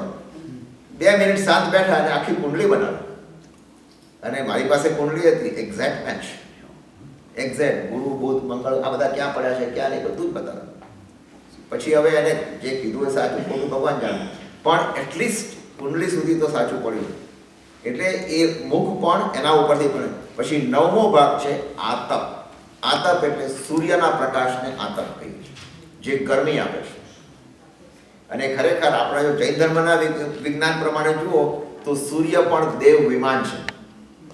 અને દેવ વિમાનમાં સૂર્યદેવ પોતે જ, એટલે એના દેવ પોતે છે. એટલે એમને ગરમી લાગતી નથી, એ તો ઠંડકનો અનુભવ કરે છે. બહાર નીકળતો પ્રકાશ જેમ જેમ દૂર જાય એમ એમ ત્યાં ગરમી વધતી જાય છે. અને એનાથી ઓપોઝિટ ઉદ્યોત. ઉદ્યોત એટલે ચંદ્રનો પ્રકાશ. ચંદ્રનો પ્રકાશને ઉદ્યોત કહે છે. તો આ રીતે એ ઉદ્યોત બતાવી દીધો. હવે અહીંયા આગળ એક પ્રશ્ન થયેલો છે કે આ બધા જે પૂતગળના પર્યાયો તમે બતાવ્યા તો બે સૂત્રો જુદા કેમ પાડ્યા? 5:23 અને 5:24. જો આ બંને જુદા છે, બંને પૂતગળના છે ને, છે કે નહીં? બંને પૂતગળના છે, છતાં બંને જુદા પાડવાનું કારણ શું? તમે વિચારી શકશો એનું કારણ? એનું કારણ એ છે કે 5:23નું જે સૂત્ર છે સ્પર્શ વર્ણ ગંધ રસ, એ બધા અણુ માટે પણ કહી શકાય અને સ્કંદ માટે પણ કહી શકાય. તમે સમજ્યા? અણુ એટલે નાનામાં નાનો પરમાણુ, એના માટે પણ એ સાચું છે અને જથ્થો સ્કંદ માટે પણ સાચું છે. પણ 5:24નું જે છે એ ઓનલી ફોર સ્કંદ, નોટ ફોર અણુ. એક અણુનો તો આટલો બધો પ્રભાવ હોય ન શકે ને, ગરમી ઠંડી છાયા બધું, એ બધું શું છે? સ્કંદનો પ્રભાવ. સ્કંદ એટલે મોર ધેન વન અણુ. હવે એ બે અણુનો પણ સ્કંદ હોય, 3નો પણ હોય, 4નો પણ હોય, 50નો, 500નો, સંખ્યાતા, અસંખ્યાતા અને અનંત, આ બધું જ હોય. અને એનું આપણને કહે છે 5:25, એટલે આના પછીનું સૂત્ર. આમાં શું કહે છે? અણવહ સ્કંધાશ્ચ. 5:25નું સૂત્ર જુઓ. અણવહ સ્કંધાશ્ચ એટલે શું? કે પૂતગળના બે ભેદ. પૂતગળની જ વાત ચાલે છે ને અત્યારે. તમારે જુઓ, આની અનુવૃત્તિ લેવાની. અનુવૃત્તિ એટલે આગળનું સૂત્ર. તો પૂતગળની જ વાત ચાલે છે. તો પૂતગળના બે ભાગ છે. કયા બે ભેદ છે? એક પરમાણુ અને બીજો સ્કંદ. આપણે જાણીએ છીએ પણ જરા સ્પષ્ટ કર્યું. પરમાણુ અને સ્કંદ એમ બે ભાગ છે. પણ ખૂબી ક્યાં છે કે પરમાણુ છે તો પરમાણુમાં કેટલા રસ હોય. એક જ પરમાણુની વાત કરીએ છીએ ને આપણે, એક જ પરમાણુ. તો અહીંયા આગળ કીધું કે પૂતગળ એટલે શું? વસ્તુનો કયો ભાગ કહેવાય? નાનામાં નાનો અવિભાજ્ય ભાગ કહેવાય. બરોબર છે? અને એ પરમાણુ ક્યારે કહેવાય? વસ્તુથી છૂટો પડેલો, અને એના બે ભાગ આગળ થઈ જ ન શકે, એને આપણે પરમાણુ કહીએ છીએ. હવે આ પરમાણુમાં શું શું હોય? તો કે 5 રસમાંથી કોઈ પણ એક રસ હોય. ક્યાં તો ખાટો હોય, તીખો હોય, મીઠો હોય, કડવો હોય, તુરો હોય. એકથી વધારે તો હોય જ નહીં ને, કારણ કે એક જ છે ને. You understand? એક જ છે એટલે 5માંથી એક રસ હોય. ગંધમાંથી પણ એક ગંધ, કાં તો સુરભી અથવા દુર્ભી. વર્ણ પણ 5માંથી એક જ હોય. સ્પર્શ કીધું કે 2 પ્રકારના સ્પર્શ હોય. 2માંથી શું છે? જોડકા લેવાના. કાં તો સ્નિગ્ધ અને શીત હોય, અથવા સ્નિગ્ધ અને ઉષ્ણ હોય. વૃક્ષ અને શીત હોય, અથવા વૃક્ષ અને ઉષ્ણ હોય. બસ આટલું એક જોડકું લેવાનું, બાકી બધું એક જ છે. સ્કંદની વાત કરીએ તો સ્કંદ કોને કહીએ? નાનામાં નાનો સ્કંદ કેટલા પરમાણુનો હોય? 2. એક હોય ત્યાં સુધી પરમાણુ, 2 ભેગા થયા એટલે સ્કંદ, 3 ભેગા થયા એટલે સ્કંદ, 4 ભેગા થયા એટલે સ્કંદ. એટલે ચોપડીમાં તમે વાંચશો તો નામ જુદા જુદા આપેલા છે. 2 પરમાણુ હોય તો એને દ્વયણુક કહે છે. દ્વ એટલે 2, દ્વિ વત્તા અણુ, દ્વયણુક એટલે દ્વયણુક. 3 હોય તો ત્રયણુક, 4 હોય તો ચતુર્ણુક. તમે એનાથી મૂંઝાતા નહીં, એ ખાલી નંબર જ છે, બીજું કંઈ નથી. 2 પરમાણુ, 3 પરમાણુ, 4 પરમાણુ. અને વધારે હોય તો પછી એના પછી નંબર નથી આપતા આપણે, એને કે આ વધારે પડતા સૂક્ષ્મ પરિણામવાળા હોય, પછી વધારે પરિણામવાળા હોય. સૂક્ષ્મ પરિણામવાળા હોય એટલે કેવા હોય? બહુ જ ઓછા પરમાણુ હોય. એ આપણને કંઈ દેખાતા નથી, પણ જો કરોડોની સંખ્યામાં પરમાણુઓ ભેગા કર્યા, એક ખાંડનો એક દાણો વેરાઈ ગયો તો આપણને દેખાતો નથી. સફેદ કલરનો તો કલર બી છે પણ આપણને દેખાતો નથી. બહુ જ બારીક છે, એકદમ બારીક. પણ એવા કરોડ ભેગા થઈ ગયા તો દેખાય ત્યાં. એટલે એ સ્કંદ હોય છે. અને એના બધા જ સ્પર્શ હોય છે. મૃદુ લઘુ હોય, શીત ઉષ્ણ હોય, વગેરે વગેરે બધા સ્પર્શ હોય છે. એમાં આપણે બહુ ઊંડા જતા નથી અત્યારે. હવે પરમાણુ અને સ્કંદ કેવી રીતે ઉત્પન્ન થાય છે એ છે 5:26 ને 5:27. કેવી રીતે ઉત્પન્ન થાય છે પરમાણુ અને સ્કંદ? બહુ સરળ સૂત્ર છે. જુઓ 26મું સૂત્ર જુઓ તમે. સંગાત ભેદેભ્ય ઉત્પદ્યન્તે. તો પરમાણુ અને સ્કંદની ઉત્પત્તિ કેવી રીતે થાય છે? પહેલા કહે છે ક્યાં તો સંઘાતથી થાય, અથવા ભેદથી થાય, અથવા સંઘાત ભેદ, એ 3માંથી કોઈ પણ એક કારણથી સ્કંદની ઉત્પત્તિ થાય છે. પહેલા સ્કંદની વાત કરી. સ્કંદની વાત કેવી રીતે કરી કે આ તો સંગાતથી. હવે 10 પરમાણુ ભેગા કર્યા શું થયું?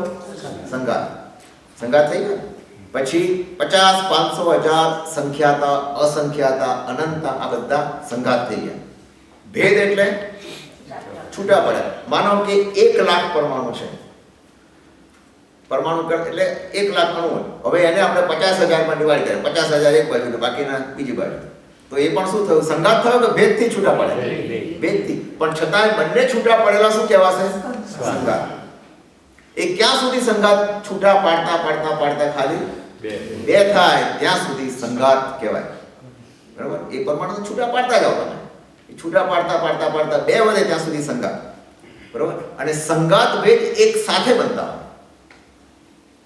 સંગાત પણ થાય અને જોડે જોડે ભેદ પણ થાય. ભેગા પણ થાય અને છૂટા પણ પડે. તો એ સંગાત ભેદથી પણ પરમાણુ એ ઉત્પન્ન થાય છે. સંગાત ભેદનો તમને દાખલો આપવો હોય તો તમને એક એક્ઝામ્પલ એ આપું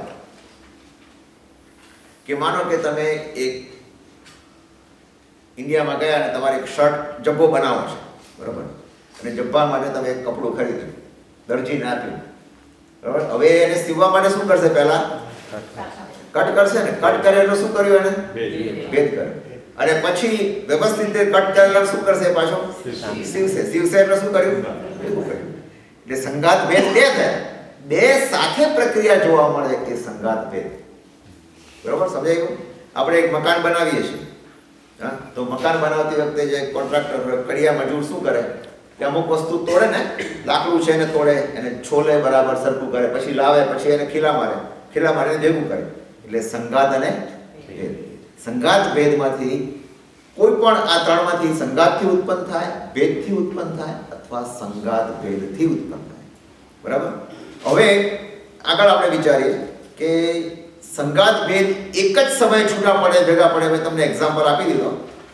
કોઈ પણ રીતે કાર બનાવી છે તો તમે કારમાં તમે જુઓ જનરલ મોટર્સ કોઈ પણ એ લોકો શું કરે? પહેલા બધા પાર્ટ છૂટા પડે, પછી કાર બની ગઈ. ખાલી ભેદથી કરવું હોય તો ઇલેક્ટ્રિક બલ્બ છે, હાથમાંથી પડી ગયો, ફૂટી ગયો. કાચનો ગ્લાસ પડી ગયો, ફૂટી ગયો. શું થયું? ભેદ. સંગાત ભેદ અને સંગાત ભેદ ઈઝી થઈ ગયું. બરાબર? ખ્યાલ આવી? હવે આપણે આગળ વધીએ. એના પછીનું સૂત્ર છે ભેદાદ અણુ. ભેદાદ અણુ એટલે પરમાણુની ઉત્પત્તિ હંમેશા કોનાથી થાય? સમજાય છે કે નહીં? આ તો સમજાયું છે. પરમાણુ કઈ સંગાતથી તો થાય નહીં. છૂટા પાડો અને છૂટા પાડીને ખાલી એક જ વાત છે, પરમાણુ હંમેશા ભેદથી જ થાય છે. જો આપણે સમજીએ છીએ પણ ઉમાસ્વાદીએ શું કર્યું? એક સૂત્ર આપણને આપ્યું કે પરમાણુની ઉત્પત્તિ આ રીતે થાય છે. અને પછી એમણે આગળ 28મું સૂત્ર આપ્યું ભેદ સંગાતાભ્યામ ચાક્ષુષાહ. ભેદ સંગાતાભ્યામ ચાક્ષુષાહ એટલે શું કહ્યું એમણે? ભેદ અને સંગાતથી ઉત્પન્ન થયેલા સ્કંદો એ ચાક્ષુષ એટલે ચક્ષુથી જોઈ શકાય તેવા છે. Make sense. મેં તમને એક્ઝામ્પલ આપ્યો. તમે શર્ટ બનાવવા માટે દરજીને કપડું આપ્યું અને તમે જ્યારે લેવા ગયા ત્યારે શું દેખાય છે કે નહીં? કારણ કે સંગાત પણ કર્યો કાપીને એને, અને સીવી નાખ્યું એટલે ભેદ પણ કર્યો. અરે સોરી, ઓપોઝિટ. કાપ્યું એટલે ભેદ કર્યો અને સીવ્યું એટલે સંગાત કર્યો. એટલે એ પણ ચક્ષુથી જોઈ શકાય છે. એટલે જ્યાં સંગાત ભેદની સાથે પ્રક્રિયા છે એને માટે શું કીધું? ચાક્ષુષ હોય, ચક્ષુથી જોઈ શકાય છે. એ વાત કરી. એવું નથી, પાછું અમે સ્પષ્ટતા કરે કે બધાય જોઈ શકાય એવું નથી. કદાચ કોઈ નાના હોય તો સૂક્ષ્મ ન પણ જોઈ શકાય, પણ છે તો ખરા. અને મોટા આપણે જોઈ શકીએ છીએ. અહીં સુધી આપણે શું જોયું? આ જુઓ શું જોયું આપણે અત્યાર સુધી. આ આપવાનું કારણ શું? એમણે શું બતાવ્યું આપણને? કે ધર્માસ્તિકાયનું લક્ષણ અને ઉત્કાર, અધર્માસ્તિકાયનું લક્ષણ અને ઉત્કાર, આકાશાસ્તિકાયનું લક્ષણ અને ઉત્કાર, જીવાસ્તિકાયનું લક્ષણ અને ઉત્કાર, અને છેલ્લો પૂતગળ. પૂતગળ માટે જરા લંબાવ્યું એમને કે પૂતગળનો આપણા ઉપર ઘણો મોટો પ્રભાવ છે, સારી રીતે કે ખોટી રીતે, પણ છે. એટલે એ આપણને બતાવ્યું. અને પછી આગળ બતાવે છે એ સૂત્ર બહુ જ મહત્વનું છે. એ સૂત્ર પછી આપણે આગળ નથી વધતા. આપણે છેલ્લું એક સૂત્ર જોઈ લઈએ. છેલ્લા બે જોઈ લઈએ. આમાં કહે છે સતનું લક્ષણ શું? એક વસ્તુ હોય, તમે એક વસ્તુ છે, માનો કે આ મારા હાથમાં સળીઓ છે, એનું લક્ષણ શું? તમે ને હું બેઠા છીએ, આપણા અસ્તિત્વનું લક્ષણ શું? તો એમણે માટે એક સરસ સૂત્ર આપ્યું, ઉત્પાદ વ્યય દ્રવ્ય યુક્ત સત. તમને ખ્યાલ છે? હા, જ્યારે ગૌતમ સ્વામી ને બધા ગણધરો ગયા ત્યારે 11 ગણધરોએ પહેલો પ્રશ્ન શું પૂછ્યો? ભૈવમ કિમ તત્તમ, ભગવાન તત્વ શું છે? અને ભગવાને જવાબ શું આપ્યો? ઉપનૈવા વિગમેવા તુવૈવા. 14 અક્ષરનો શબ્દ, 14 ગુણ સ્થાન ચડવાના, 14 અક્ષર જ છે બરાબર. જે ઉત્પન્ન થાય છે એનો જ નાશ થાય છે, અને ઉત્પત્તિ અને નાશની વચ્ચે થોડો સમય એ વસ્તુ રહે છે. બસ ઉત્પાદ વ્યય દ્રવ્યથી યુક્ત હોય એ સત કહેવાય. સત એટલે એનું અસ્તિત્વ. મારું તમારું કોઈ પણ વસ્તુનું અસ્તિત્વ છે એ શું બતાવે છે? કે એ ભૂતકાળમાં કોઈ રીતે, ભવિષ્યમાં કોઈ રીતે, વચ્ચેનો ગાળામાં અત્યારે સ્થિર છે, વચ્ચેના ગાળામાં સ્થિર છે. હવે આ ઉત્પાદ વ્યય ધ્રુવની અંદર પણ બે વસ્તુ મહત્વની છે. એક છે અનિત્ય અને બીજું છે નિત્ય. તો આપણે નિત્ય કે અનિત્ય? આપણે આત્માની દ્રષ્ટિએ નિત્ય છે, પર્યાયની દ્રષ્ટિએ અનિત્ય છે. બરાબર. પર્યાયની દ્રષ્ટિએ અનિત્ય છે, એટલે આપણો પર્યાય એ નિત્ય નથી, અનિત્ય. પર્યાય નિત્ય નથી એનો અર્થ કે આપણે કાયમ માટે આ જ મોડલમાં, આ જ ચહેરા તરીકે રહેવાના નથી. બરોબર છે? એ તો હકીકત છે. ફોરગેટ અબાઉટ કે આ હું તો જન્મથી માંડીને અત્યાર સુધીમાં પણ આપણને આપણા બધાનો એક ફોટો સરખો છે, બધાનો એક ફોટો સરખો. ક્યારે? પહેલી વખત જ્યારે માતા, બરોબર ને, એને કન્સીવ કરે ત્યારે એને ફોટો પાડીને બતાવે કે આ જો તારો ફોટો, તો આપણે ઓળખી શકશું. બધાના ફોટા એક સરખા. પછી જેમ જેમ ડેવલપ થાય છે અને બાળક જન્મે અને બાળક મોટું થાય, અને મોટું થતા થતા થતા પર્યાય શું થાય છે? એનો બદલાય છે. બદલાય. ઇવન આપણને નાનપણનો ફોટો બતાવ્યો કે આ જો આ તારો ફોટો, તો આપણે કંઈ ખબર નથી પડતી આ તો, પણ એ મધર કે ફાધર કહે તો આપણે માની લઈએ કે ભાઈ આ સાચી વાત છે, ફોટો હશે. બરાબર? તો એ પણ પર્યાય બદલાઈ ગયો ને. આ ભવની અંદર પણ પર્યાય બદલાયા કરે છે. પર્યાયો બદલાયા જ કરે છે, કન્ટિન્યુઅસ બદલાયા કરે છે. અને મોટા થઈશું અને જ્યારે સમય આવશે જવાનો ત્યારે પણ પર્યાય જુદો હશે, કોને ખબર? બરાબર. એટલે ઉત્પાદ વ્યય અને દ્રવ્ય યુક્ત સત. સત્ય એ છે કે જ્યાં આગળ જેનો ઉત્પાદ છે, જેનો વ્યય છે અને સ્થિર રહે છે. તો આ કહેવાનું કારણ શું? આ કહેવાનું કારણ એક જ છે કે ઉમાસ્વાદી આપણને શું જબરજસ્ત વાત સમજાવે છે કે તમે આ મારું તારું જે કરીએ છીએ આપણે, હા, 401 કેમ આટલા પડ્યા, આટલા રહી ગયા, આટલા વધ્યા, આટલા ઘટ્યા, ને હવે આ કોણ રહેશે ને શું ભોગવશે ને કેટલો ટાઈમે જોયા છે ઘણા લોકો રોજના 5-5, 6-6 કલાક ઇન્ટરનેટ ઉપર પેલું વોલ સ્ટ્રીટ ને, ભલે ઇન્ટરેસ્ટ હોય તો જોવાનો વાંધો નથી, પણ આપણું લક્ષ્ય શું છે છેવટે? આ બધું મૂકીને જ જવાના છે. તો ધર્મને આપણને કઈ દિશામાં લઈ જાય છે કે તમારે તો તમારું જીવન જો સુધારવું હોય, ચોક્કસ તમે તમારા પ્રોટેક્શન માટે, ફેમિલી મેનેજમેન્ટ માટે, અને જેટલું ચાલે એટલું જગ્યાએ તમે મૂકી રાખો, બરાબર છે કે કોઈની ડિપેન્ડન્સી ના આવે, પણ વધારવાનો જે મહિમા છે અને એ બધો જે આપણો લાલચ છે એ આપણને કોઈ જુદી ડિરેક્શનમાં લઈ જાય છે. અને આગળ આપણે કહીશું કે કર્મ તો બંધ કરાવે જ છે. કર્મ બંધ કરાવે કે ના કરાવે, પણ આપણું પુણ્ય ઉપાર્જન ઘટી જાય છે. અને સૌથી મહત્વની વસ્તુ, કર્મની નિર્જરાનો તો કોઈ પ્રશ્ન જ રહેતો નથી, નિર્જરા થતી જ નથી. કર્મ બંધ વધતો જાય છે, એટલે આત્મા ઉપર ભાર વધતો જાય છે. તો આપણને આ સૂત્ર દ્વારા આપણને એક મોટામાં મોટી સૂચના શું મળે છે કે આ બધું અનિત્ય છે, માટે તું તારા પૂરતું, તારા રક્ષણ પૂરતું, તારા ફેમિલી માટે થોડું રાખ, અને બાકી બધું જે કરવું એ કરી નાખ, આપી દે કે જે કરવું એ કર, જેનાથી પુણ્યનું ઉપાર્જન થાય અને કર્મની નિર્જરા થાય. આ મેસેજ છૂટકો આપણને મળે છે, બરોબર? અને 30મું સૂત્ર જોઈ લઈએ આપણે સાથે સાથે. તદભાવ અવ્યયમ નિત્યમ. જે વસ્તુ પોતાના ભાવથી અવ્યય રહે એટલે પોતાના ભાવથી રહિત હોય એ નિત્ય છે. એ જ વસ્તુ નિત્ય છે. બરોબર. પરિવર્તન પામવા છતાં પણ પોતાના મૂળ સ્વરૂપને જે છોડે નહીં. આપણું પરિવર્તન થાય છે, બરોબર. આપણું પરિવર્તન ક્યાં થવાનું? આમાંથી કદાચ આપણે માનો કે દેવલોકમાં જઈએ. આપણે પહેલા આશા મોટી રાખો, દેવલોકમાં જઈએ. કદાચ ત્યાં ના ફાવ્યું અને ફાવ્યું ના ફાવ્યું શું?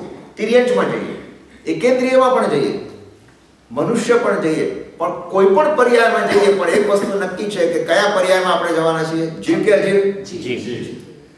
એ કે છે અહીંયા તદભાવ અવ્યયમ. વસ્તુ પોતાના ભાવથી, પોતાના ભાવ રહિત હોય છે જે નિત્ય છે. ભાવ રહિત છે એટલે ભાવ્યથી અવ્યય છે.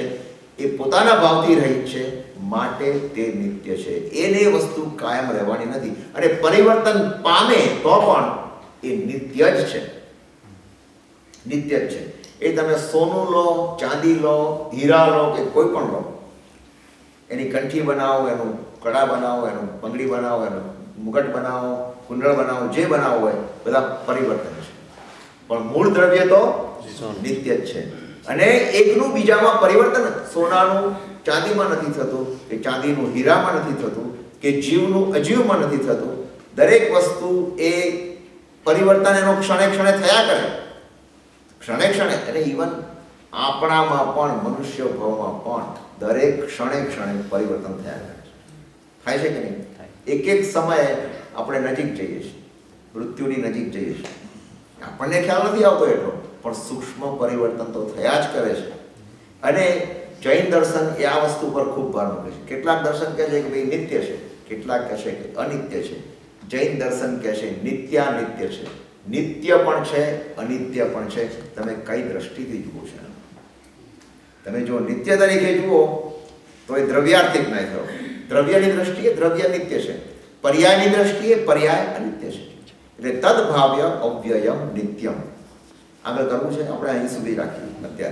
અત્યારે બરાબર ટાઈમ થઈ ગયો છે. Thank you for coming. અને આપણે આરતી અને મંગળદીવો કરીએ, આપણે મંગળાચરણ કરી લઈએ છીએ, પણ એ દરમિયાન તમે જરા શાંતિ રાખજો, કારણ કે કેટલાક લેટ આવેલા કોઈ કારણસર એમને ટેસ્ટ લેવાનો છે. તમે એક બાજુ ટેસ્ટ લેજો, જેને લેવાનો છે. મારી પાસે છે જ આખો, એ ટેસ્ટ તમને આપી દઉં છું, બરોબર છે. અને અત્યારે આપણે હવે હું તમને આના હેન્ડઆઉટ 1-2 દિવસો મોકલી આપી સાથે review question. There will not be any test next time. એના પછી ખરો નેક્સ્ટ ટાઈમ નહીં. નેક્સ્ટ ટાઈમ છે ને આપણે લગભગ તો પૂરું તો નહીં થાય, પણ હોપફુલી જો પૂરો ટાઈમ લઈએ આપણે રિવ્યુ ક્વેશ્ચન કરીશું, પાછું કરીશું, અને છેલ્લે એક્ઝામ તમારે ફાઇનલ આવશે એ પહેલાં આખું ચેપ્ટર રિવ્યુ કરીશું. તમે જ્યારે આ એક્ઝામ લેશો ને ત્યારે તમારે બધું કડકડાટ મોઢે હોવું અને હશે, એની ગેરંટી. બરાબર? ચાલો. સર્વ